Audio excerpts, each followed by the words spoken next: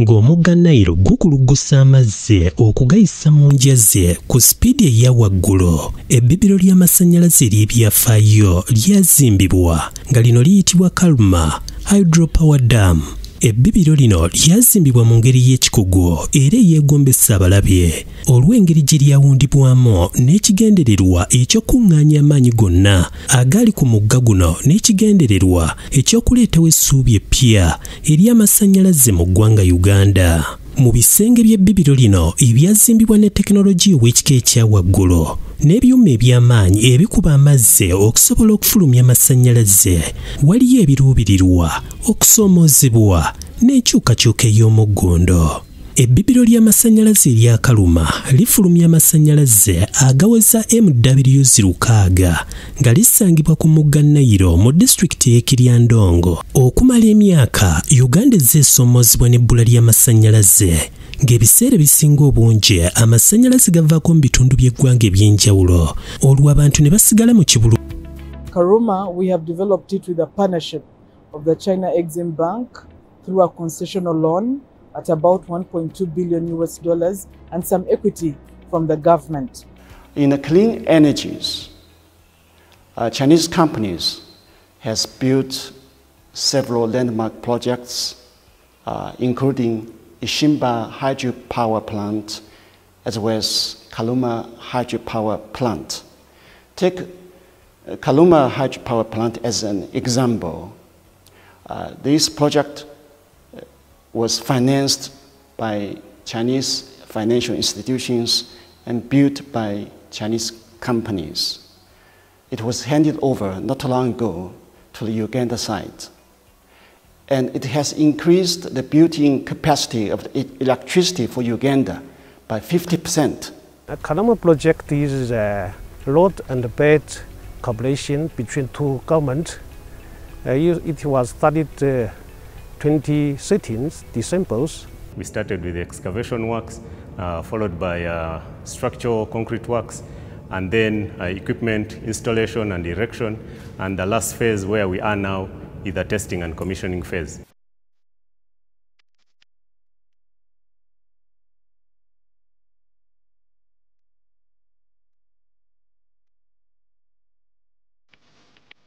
Sanhaji is international construction companies, and his main job is for the Hydro Power project, because we have other infrastructure and the solar project. This is a very huge companies. We started the business in Uganda 2009 for the Bukedde project. That time we are doing construction of the electrical mechanical works.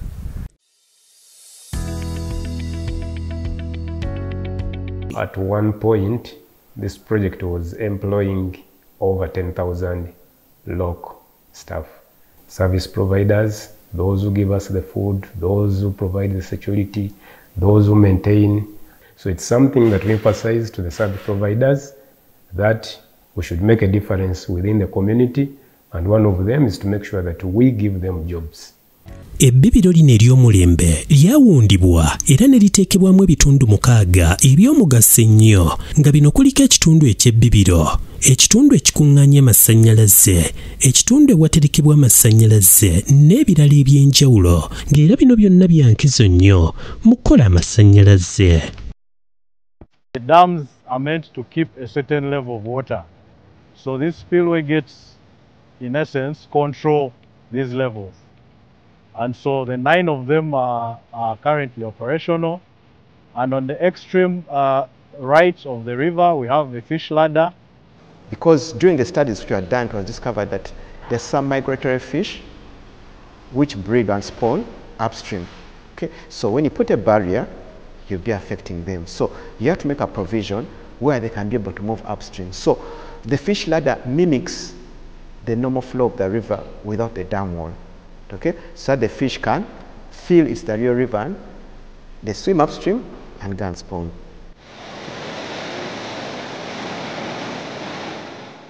Ebbibiro lino teririna ngeri yonna gye litataaganyaamu ntambula y'omugga Nile, ng'era amazzi gayita mu byuma ebikola amasannyalaze n'oluvannyuma ne gateebwa okuddayo ku mugga Nile okwegatta mu mazzi amalala. As per this design, some of the water is diverted to pass underground, and 9 kilometers downstream it goes back to the river. Okutuuka mu kifo ewakuŋŋaanyizibwa amasannyalaze kikwetaagisa okuvuga kilomita 2.5 wansi mu mpuku, ng'era ekifo kino kyazimbibwa oluvannyuma lw'okwasa olusozi olwali mu kifo kino. Empuku eno ng'eri ku bugazi bwa meters 12 n'obuwanvu bwa mita 11. So right now we are 100 meters underground from the surface, and this is where the powerhouse is situated. So because the configuration is an underground power plant, the powerhouse itself is underground. This was in a bid to increase the head so that we could get a higher installed capacity from the same location, using the same storage or volume of water, but with an increased head, because it was initially conceptualized as a 200 megawatt plant. Amazzi bwe gabeera gasumuluddwa okuva mu tterekero gatambula butereevu okuyingira mu byuma ebigakuba okufuna amasannyalaze ze waliise turbines, ng'era buli turbine yeetaaga obungi bw'amazzi obuweza liita emitwalo 18 mu 1200 buli katikitiki okusobola okwetooloola okufulumya amasannyalaze agaweza megawatts 100.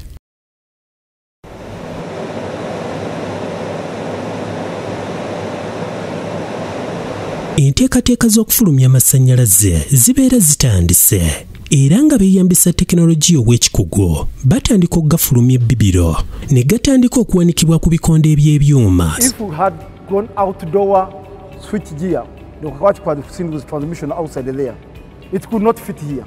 So they introduced this technology. This technology minimizes the space. Ebigatambuza mu bungi okugatuusiza ddala mu makuŋŋaanyizo g'amasannyalaze ag'enkizo mu ggwanga okuli ekkuŋŋaanyizo ery'ekawanda mu Kampala lira ne Nebbe, nga wano we gava ne gatandika okusaasaanira ebitundu by'eggwanga eby'enjawulo. Kino kisingawo okubeera obubeezi n'amasannyalaze, wabula eno nkyukakyuka ey'omuggondo eyambye ennyo mu kwongera okutondawo amakolero, okuteekawo emirimu n'okukyusa obulamu bwa bannayuganda bonna okutwaliza awamu.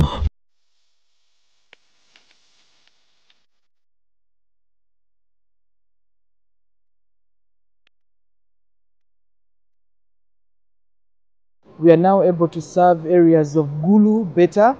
Nowadays the power is reliable. At one point it was quite unreliable in the greater northern Uganda. Ebbibiro ly'amasannyalaze erya Karuma lisingawo okubeera ensibuko y'amasannyalaze, wabula lyakuyamba nnyo okuleetawo enkyukakyuka mu ggwanga. The historical background of Karuma and the image of Karuma was not as normal now. Karuma was some few houses from that time, but right now anyone can just come and be surprised how Karuma developed. From the village, change to the town council because the influx of the people were increased. This project has been unique and still unique. It's the largest power station in the country. It is an underground station, the only of its kind in East Africa. Okumaliriza okuzimba ebbibiro ly'amasannyalaze erya Karuma buwanguzi bw'amaanyi nnyo eri eggwanga Uganda okwekolera amasannyalaze agaalyo. And that has brought immense benefit to Uganda. And Uganda has become an electricity storage for the East African countries. And it has the ability to export extra electricities. We are in an advantage position because all our neighbors are not rich in sources of energy as we are as a country. We can trade in electrodes. We are already selling power to Kenya, Tanzania, Rwanda, and we are working on transmission lines to South Sudan, but also to the DRC Congo. Therefore, it will be very important that we continue to grow our capacity so that we are trading efficiently with our neighbors and supporting them. When you look at a country like South Sudan, they are currently running generators, diesel generators, very expensive power from fossil fuels. So aligning with the green movement, aspects of climate change, when we enter this power trade, We are also offsetting enormous carbon emissions, not only in Uganda, but also in our neighboring countries.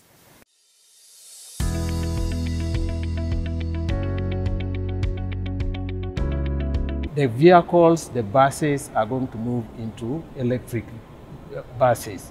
We are going to have, even the train is going to be electric. So that means we need to increase the generation of power, the amount of power which we are producing. Okuva ku biyirira ebiwuluguma ng'empologoma e Karuma okutuukira ddala ku byuma eby'Ebbibiro ebikuba amazzi mu kasirise, emboozi eno esingawo okwogera obwogezi ku mazzi n'amasannyalaze. Eno mboozi yasuubye. Yes, we have built capacity. We have very young engineers who are very good. They've learned a lot. We've gained skills in design reviews, in contract management. We are now in a better position and more confident if we got another big project of this size to work on it. I want to first take an opportunity to thank Uganda Cooperation Limited because it has nurtured me into what I am currently. In the field of IT, basically at the moment, I can run my own IT firm from the experience I've gained from here, because I've really interconnected the entire project, both underground and then on surface. Because of what I did, I was elevated from just a mere IT tech to a senior IT technician in the project. They come from a different culture, and it's been quite a good experience to work with them. I've got an opportunity to visit some of their facilities in China. They employ young, energetic and vibrant part of the population. They are open to learning and also giving out information because they are really flexible and they are well moving high with the technology. Ebbibiro ly'amasannyalaze erya Karuma lisingawo okubeera ensibuko y'amasannyalaze wabula lyakuyamba nnyo okuleetawo enkyukakyuka mu ggwanga okuyita mu kutondawo amakolero. Vision 2040, we are supposed to have 52,000 megawatts. We are currently with the commissioning of Karuma at about 2,000 megawatts. And when you look at the demand, industrial development in this country, certainly will need to increase generation capacity. Currently, the amount of kerosene which we are importing and using is going down because everybody is moving into clean energy. We want to move those who are cooking using firewood, using charcoal. Let them come to use electricity for cooking. We want to focus on the children. I don't want any child actually to be reading using a candle. Electricity has the highest impact in reducing poverty. So that speaks to the significance of this project. The government's commitment to ensure socio-economic transformation of the country, but also critically the commitment we've made in the National Development Plan 3 to ensure clean energy access. Okumaliriza okuzimba ebbibiro ly'amasannyalaze erya Karuma buwanguzi bw'amaanyi nnyo eri eggwanga Uganda okwekolera amasannyalaze agaalyo nga teritunuulidde eggwanga ddala lyonna. Ng'eggwanga liyaayaana okwongera okusiga ensimbi munda ne wabweru waalyo n'okunnyikiza ebyamakolero. Ebbibiro ly'amasannyalaze erya Karuma ligenda kubeera lya nkizo nnyo nga ligenda kubeera n'obusobozi obusaasaanya amasannyalaze mu bibangirizi by'amakolero ebiwerera ddala 25. Tusiima enkolagana y'omuggondo wakati w'eggwanga lya China ne Uganda.